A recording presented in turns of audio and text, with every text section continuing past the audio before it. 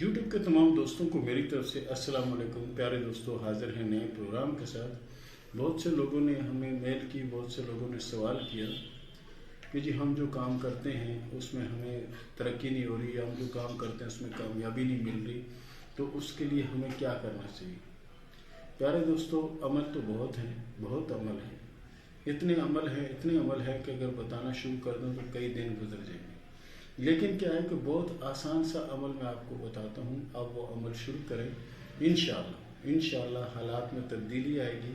جن بچیوں کے رشتے رکے ہوئے ہیں، یعنی رشتے نہیں ہو رہے، ان کے لیے بھی بہت بہتر ہے،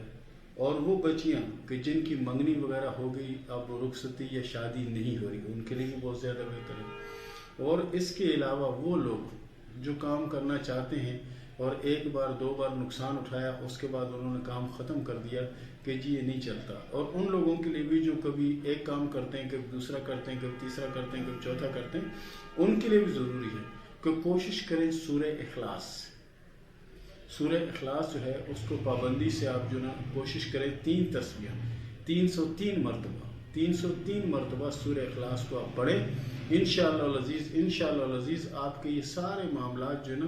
خود بخود حل ہونا شروع ہو جائیں گے، اور آہستہ آہستہ تمام کے تمام معاملات حل ہو جائیں گے۔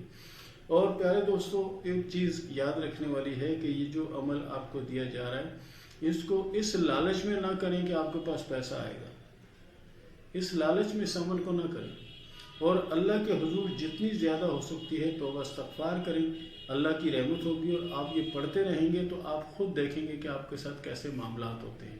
تو پیارے دوستو، یہ تھا ہمارا آج کا پروگرام، یہ تھا ہمارا آج کا ٹاپک۔